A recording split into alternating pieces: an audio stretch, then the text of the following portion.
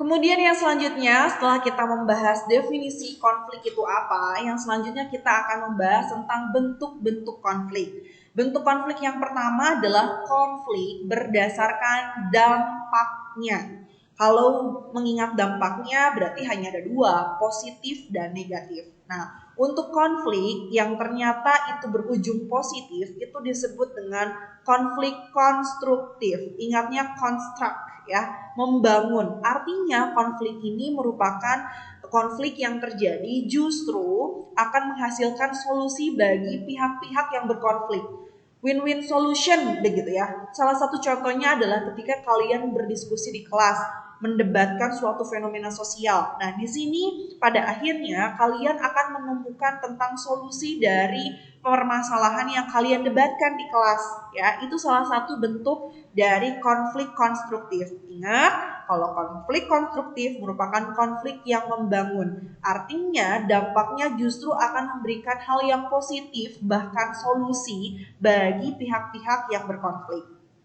Nah, kebalikannya nih dari konstruktif, yaitu ada konflik destruktif. Artinya konflik ini memang berujung kepada hal-hal yang sifatnya negatif, bahkan merusak. Ya, cenderung ya seperti tawuran, itu kan konflik di mana itu bisa merusak fasilitas umum, menyebabkan korban jiwa, justru malah banyak dampak buruknya, itu yang disebut dengan konflik destruktif.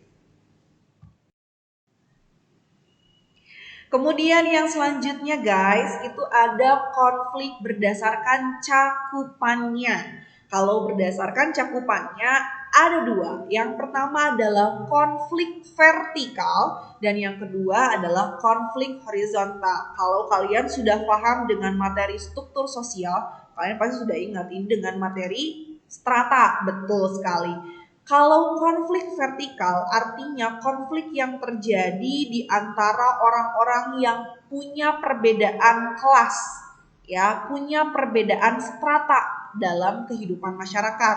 Contohnya adalah seperti yang dilakukan kemarin, yaitu demo tentang Omnibus Law antara buruh dengan pemerintah. Kenapa disebut vertikal? Karena kedudukan pemerintah itu di atas, buruh itu di bawah, ya. Nah, itu bisa dibilang bahwa itu adalah konflik vertikal. Jadi posisi yang berkonfliknya itu tidak sederajat. Ya, ada perbedaan strata di dalamnya. Kemudian yang selanjutnya yaitu adalah konflik horizontal. Artinya di sini konflik yang terjadi melibatkan pihak-pihak yang punya posisi sederajat, ya, yang posisinya sama. Tidak ada yang lebih baik, tidak ada yang lebih unggul. Semuanya sama, sederajat, sejajar. Contohnya adalah ketika kalian konflik dengan teman kalian sendiri. Secara status kalian adalah sama-sama siswa. Artinya itu adalah konflik horizontal. Atau contoh yang lainnya, konflik horizontal itu melibatkan misalkan suku A dengan suku B. Kan kalau secara diferensiasi sosial, suku itu termasuk horizontal kan? Nah, itu disebut dengan konflik horizontal. Ingat, kalau konflik vertikal berkaitannya dengan perbedaan strata, perbedaan kedudukan, perbedaan posisi, tetapi kalau konflik horizontal berkaitan dengan konflik yang terjadi di antara pihak-pihak yang sifatnya sejajar.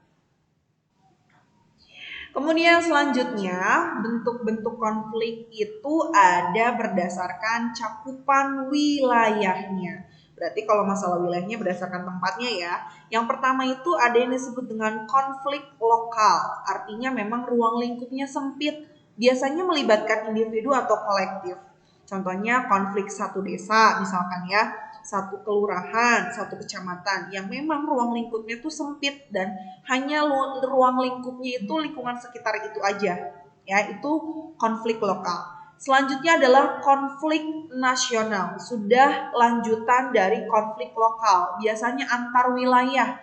Masanya jauh lebih banyak dibandingkan dengan konflik lokal. Itu konflik nasional.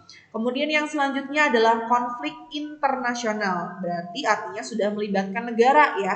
Dan biasanya konflik ini bisa selesai kalau melalui perundingan internasional. karena memang sudah melibatkan antar negara itu ya. Jadi konflik berdasarkan cakupan wilayahnya ada 3, konflik lokal, nasional, dan internasional.